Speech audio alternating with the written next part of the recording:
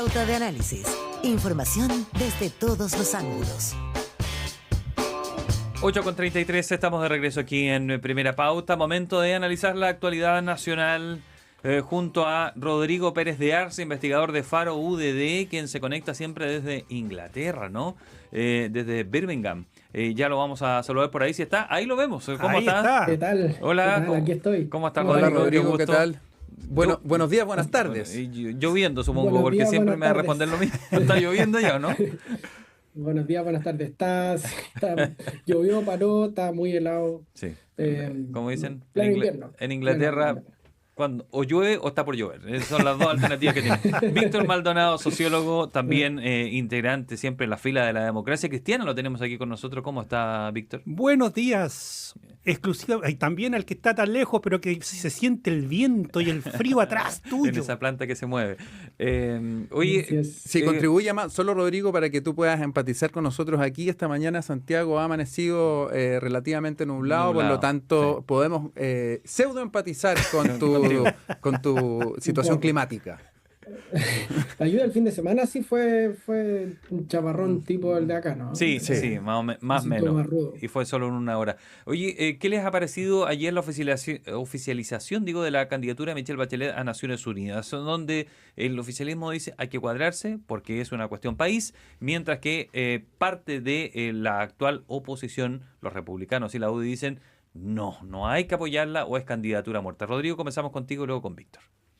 Sí, a ver, es un tema que tiene varias aristas. Una es que tiene un elemento medio sorpresivo, ¿no? Se esperaba que fuera un poco más adelante y que hubiera alguna coordinación con el gobierno entrante. Y creo que es una jugada políticamente bien astuta la del presidente Boric, porque por una parte ordena a su gente, que había estado súper desordenada las últimas semanas, y por otra desordena a los del frente.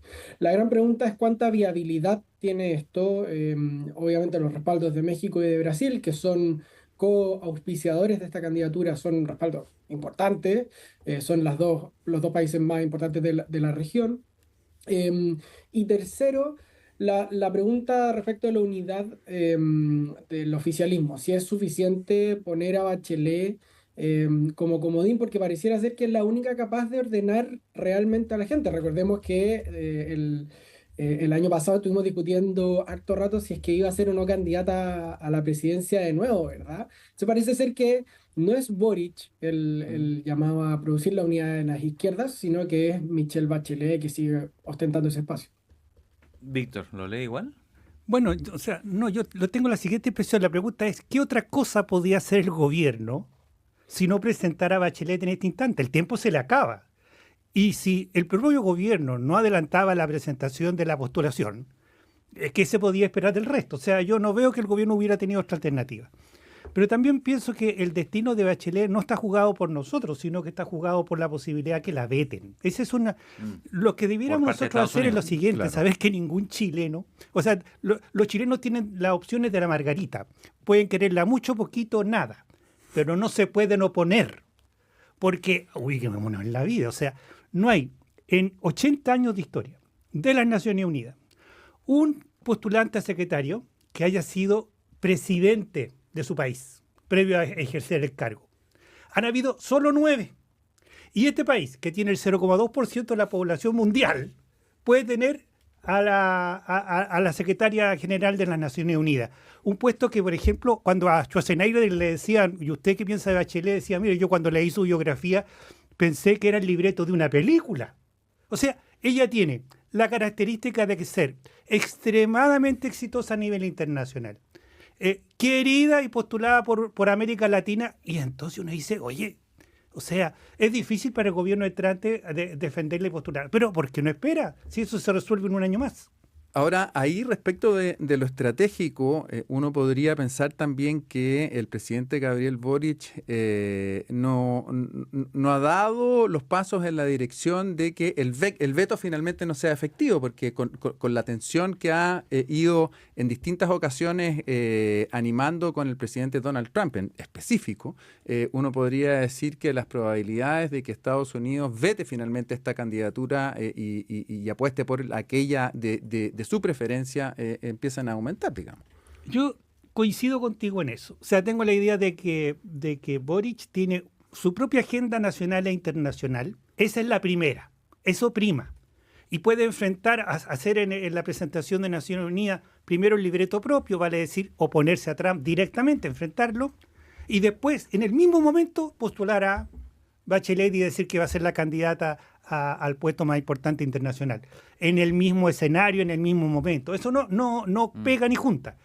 Creo que son dos agendas. Él prioriza la suya. Tampoco me gustó mucho la presentación en escena de la postulación. La puesta en escena. La puesta en escena. La de ayer. ¿Por qué no? Porque si tú haces esto, vale decir, la prestancia de que estás presentando la persona más importante al puesto más importante internacional, no lo hace en el patio de la Moneda con 2 personas paradas atrás, con las banderas que para que se sepa que son de distintos países, le pone una envergadura, o sea, si te vayas a jugar... Un poquito más internacional, dice. Por ejemplo, podrías tú invitar al resto de la diplomacia para que asistiera a esto y mostrar que en realidad la diplomacia, la gente quiere mucho a Bachelet, la respeta mucho. Es un caso excepcional. Nosotros no tenemos otra figura como ella. Rodrigo Pérez de Arce. Sí, de hecho, la misma puesta en escena yo creo que dice cosas. Que sean los embajadores, que no sea una delegación de alto nivel, por último, o ministros, ministras de los países que están involucrados, Brasil y México, que tienen aparatos diplomáticos grandes. Yo creo que en buena medida esto es un gesto más hacia adentro que hacia afuera. Esta puesta en escena en concreto, o sea, el mensaje que está dando el presidente es más hacia Chile que hacia el sistema internacional. ¿Por qué? Porque si uno revisa lo que han sido estos casi 4 años de gobierno, la verdad es que la agenda internacional han sido básicamente, no quiero decir los caprichos del presidente Boric, pero la agenda del presidente. No ha habido, digamos, una agenda de Estado más sostenida, más amplia, como más sólida, más robusta, que uno pueda decir como, mira, sí, sabéis que esto está andando muy bien. Entonces, nada, yo lo encontré medio pobretón. Creo que incluso si tú te lo tomas con la envergadura de la candidata y la importancia que en teoría tienen las Naciones Unidas, yo pondría un asterisco ahí, porque la verdad es que cuando uno pone en la balanza esto, que también, digamos, los republicanos fueron muy hábiles y dijeron, oye, tenemos incendio en Chile, tenemos que reconstruir ciudades, no nos vamos a gastar la plata ni los intereses en estar afuera. Entonces, yo todavía lo veo como con distancia y más orientado hacia adentro que hacia afuera. Y lo último, está el Consejo de Seguridad de la ONU, sí, pero también hay una votación en la Asamblea que es importante. Y entonces Estados Unidos puede dejar pasar esto y que la candidatura se caiga en otro momento, y ahí en el fondo no se va a poder apuntar a Trump.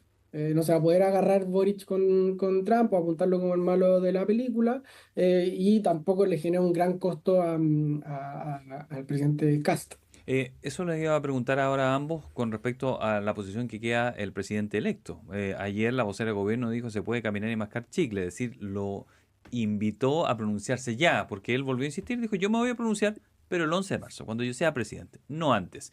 Hablábamos hace un rato con Ignacio Walker, el ex canciller, él era partidario de eso, que no se pronunciara antes de esa fecha, y que más allá de que sería bueno que la apoyara, él tenía plena libertad porque él representa al Estado y él va a tener plena libertad para elegir, asumir las consecuencias, por supuesto, de su decisión, pero él llamaba a esperar eso. Víctor, ¿qué le parece la posición que queda José Antonio Kast? Yo creo que en lo de la Margarita, él va entre me quiere poquito y nada, pero no tiene la opción de no respaldar una chilena ante el organismo internacional. No tiene, porque esto va a quedar en los libros de historia para mucho después. Y que el mundo reconozca a una persona que entró y salió de Naciones Unidas sin estar en el sistema. Ellos, los diplomáticos, se califican por letras y Bachelet entró en la última letra. No podía seguir ahí y está postulando. Significa que tiene un prestigio enorme. Yo creo que si tú empiezas a atacar ahora a Bachelet, o sea, yo creo que la estatura política del que haga eso, los pigmeos lo considerarían un poco bajito, digamos. O sea, los republicanos y la UDI, a su juicio, estuvieron mal ayer. Exacto. El presidente electo estuvo bien porque no dijo nada. Pero empezar a avanzar después de decir nada es un error y van a quedar en los libros de historia como el chileno que se opuso a la chilena. ¿Quién quiere estar en esa página de historia? Ahora, Rodrigo. Sí, es que ahí la pregunta de qué interés tiene que tutelar más el presidente, si los libros de historia o la urgencia inmediata, y yo creo que él se decantó por esta urgencia inmediata y a él, en el fondo, le interesa resguardar el flanco interno más que el externo. Yo no sé si para Chile, Bachelet representa todas esas cosas que representa para el sistema internacional, a las cuales estoy de acuerdo con Víctor. Ahora, hay dos caminos también, o tres. Bueno, uno es respaldarla, pero eso yo creo que vamos a tener que verlo. Otro es simplemente dejar caer la apuesta y no respaldarla, pero hasta por ahí nomás. Y decir, bueno, Chile es un país chico, vamos a ponerle algún monto de dinero y pucha, lamentablemente el enfoque del gasto va a estar en otro lado, los esfuerzos diplomáticos van a estar en atraer inversión, no en respaldar esta candidatura, porque además yo creo que estamos en alguna medida sobreestimando la relevancia de las Naciones Unidas. Justamente por lo que ha pasado en las últimas semanas y meses con la relevancia o sea, respecto de Estados Unidos, ¿verdad? Yo creo que las Naciones Unidas son hacia adentro mucho menos relevantes de lo que parecen y es difícil explicar por qué se vuelve tan protagónico si tú ganaste recién hace un poquito más o sea, casi 2 meses, con la idea de la emergencia interna. Y eso, yo no sé, creo que no es tan caro para José Antonio Cast dejarla caer. Eso sí, yo creo que sí hubo un error de parte del presidente de no haber negociado con la izquierda para sacar algún rédito respecto de esta candidatura. Es decir, aquí había una oportunidad para que el presidente, por ejemplo, subordinara este respaldo a la aprobación de proyectos en materia de seguridad o tener un fast track en alguna agenda que fuera prioritaria para él. Y yo creo que esta sorpresa y este desconcierto que vimos ayer de parte del audio republicano refleja eso, que en el fondo los pilló mal parados. Respecto de lo que comentaba Víctor recién de los libros de historia, por cierto que si esto siguiera el camino A, que el camino A sería finalmente, imaginemos el caso supuesto de que finalmente se avala la candidatura, se presenta y sale elegida, desde luego que eso sería una cosa muy extraordinaria en la trayectoria, desde luego en la trayectoria personal de Michelle Bachelet. Ahora, por otro lado, si esto fracasara en algún momento, ¿hasta qué punto le pone una mácula, digamos, a esa trayectoria también? En eso hay un cierto riesgo de parte de la jugada del presidente Boric, ¿no, Víctor? No, yo creo que lo que está en juego es quién es el malo, se puede decir en esta película. Porque si es Trump, caer derrotado porque uno enfrenta y es distinto a Trump a nivel internacional no es que te desprestigie, digamos. Ahora, sorprendentemente, la diplomacia más extraordinaria que yo he visto en esto es la China. Porque si tú ves Bachelet siendo encargada de derechos humanos de las Naciones Unidas, hizo un informe muy complicado para los chinos y sin embargo los chinos se le acercan. Vamos a ver si la órbita de influencia china vota en la asamblea, si es que Trump no la veta. ¿Cómo vota? Porque si pierde no es por Estados Unidos, sería por China. Pero sin que se notara nada. Eso es extraordinario, digamos. O sea, yo creo que el prestigio de los involucrados no se ve afectado en nada. El resultado histórico, bueno, se verá. Tal vez las Naciones Unidas no tenga ningún poder efectivo, solamente tiene un poder moral muchas veces, pero ese es un poder y no se puede prescindir porque no tiene alternativa, no hay otra cosa mejor que las Naciones Unidas. Rodrigo Pérez de Arce. Sí, encuentro interesante describirlo en términos de quién es el malo de la película. Si es Trump, si es Cast, si es Boric. Yo creo que para el presidente Boric esto es cero costo. Ya. ¿Por qué? Porque le ordena a su gente, se va del gobierno en un mes y una semana más. Él va a empezar como su vida de expresidente, como símbolo de la izquierda, sin tener la responsabilidad del poder, como que para él es súper cómodo. Michelle Bachelet yo creo que se juega algo más personal de ella, ¿no? Su ambición personal de culminar su carrera en el puesto más alto al que podría aspirar. Ahora, la pregunta es si el Estado chileno tiene que sostener esa ambición personal de Bachelet. Y si es conveniente para el interés nacional sostener ese esfuerzo. O sea, yo me pregunto, por ejemplo, para Ghana, haber tenido a Kofi Annan como secretario general, ¿significó alguna ventaja en el panorama internacional? ¿Aumentó su relevancia como objetiva sostenida en el tiempo? Parece que va por otro lado, ¿no? Y entonces em, creo que la papa caliente del malo de la película le cae obviamente al presidente y él va a tener ahora un mes y algo para ver cómo se mueven las fuerzas, hacer sus consultas con otros países, saber si hay agua o no en la piscina y ahí decidir si o le entran confrontacionalmente a Bachelet y decir, no, es una pésima candidata, representante, no sé, del peor gobierno de, de los últimos años, o si dejan que la candidatura se vaya extinguiendo y vaya Claro, bajando, o le traspasan el peso a Bachelet de llevar adelante la campaña. que es un punto medio. También se lo mencionaba Ignacio Walker, dice que no le gusta tanto esa idea de decir, sí, estoy con ella y después dejarla un poco sola. Es que sí tiene una ventaja que tú presentas países defendiendo a Bachelet y tiene a los dos grandes del continente respaldándola.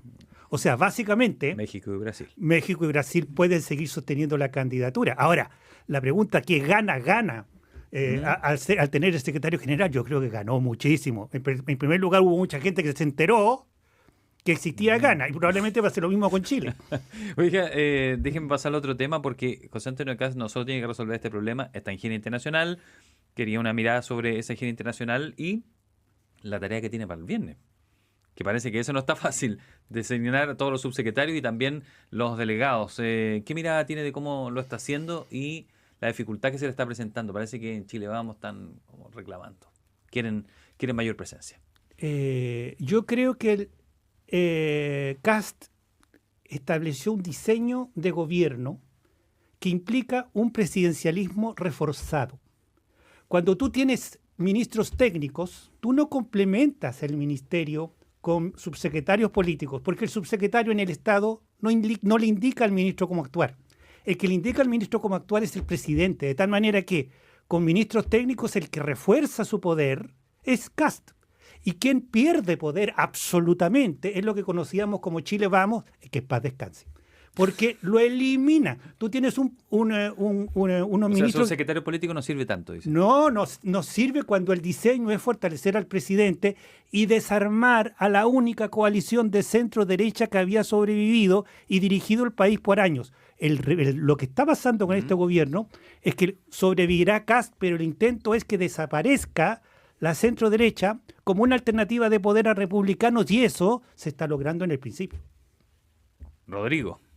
Sí, sí, a ver, estoy de acuerdo con eso, con que aquí se está desmembrando Chile Vamos, no solamente por una estrategia de Kast, sino que Evópoli, partido sin mucho caudal electoral, sin mucha relevancia, no, como que no lo logró, yo creo que están medio perdidos, ¿verdad? Ahora, yo creo que siguen teniendo fuerza suficiente los partidos de Chile Vamos, Renovación Nacional y la UDI para hacerle difícil la agenda al presidente, o para marcarle la agenda. Y hay una tesis de parte del presidente de concentrar la mayor parte del poder en él y en su segundo piso. O sea, él va a jugar mano a mano el partido, no va a tener ministros que lo defiendan, ¿cierto? Y eso es una apuesta interesante, pero es una apuesta arriesgada. Y que en el fondo tú no tengas una línea de contención como fusibles a los cuales recurrir en caso de una crisis, es complicado, ¿verdad? Entonces, sigues necesitando los partidos. Es cierto que están súper desprestigiados, es súper cierto que eso no te da el apoyo ciudadano, pero sí te ayuda, por ejemplo, a pasar proyectos de ley en el Congreso, ¿verdad? La ciudadanía no vota los proyectos de ley y por lo tanto tú necesitas ordenar a los partidos. Yo creo que la apuesta por los independientes es interesante, pero le pone una tarea inmensa, muy pesada al centro de poder que va a estar en la moneda y no sabemos muy bien cómo va a funcionar eso si tomamos en consideración cómo funciona el Consejo Constitucional, que fue el mismo modelo, ¿verdad? Los consejeros constitucionales no tenían mucho poder, repetían un guión más o menos preestablecido y estaba todo concentrado en un par de voces, un par de asesores jefe, ¿verdad? Y eso no le dio una mayoría ordenada, pero no le dio la iniciativa política o la atracción política suficiente para ganar. En ese sentido, ¿cómo ven ustedes el eventual rol que vaya a tener el presidente Kast, una vez ya presidente, como líder de la coalición oficialista? ¿Cómo ven en términos de aglutinar, de mandar fuerza, digamos? Es que es el líder de una no coalición porque él ordenó que no existiera la coalición. Se le propuso que hubiera una, dijo, no se preocupen, para que se hagan una cosa, hacer una cosa tan molestosa como ¿Pero esa. eso es un problema? No, o sea, depende del diseño. El diseño es concentrar poder. Y al concentrar poder y quitárselo al que tenía antes, que era Chile Vamos, en el fondo está reforzando Republicano, que es el único depositario del poder que está quedando. O sea, esto es un trasvasije completo del poder al interior de la derecha. ¿Quién se ha opuesto al gabinete? ¿Quién refunfuñó? ¿Quién tiene que demostrar que vale o no vale?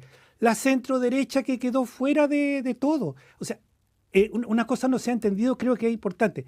Este gobierno no le ha pasado algo que hace mucho no pasaba. Hasta el tercer año no tiene elecciones. Y su centro va a estar en la gestión del Ejecutivo.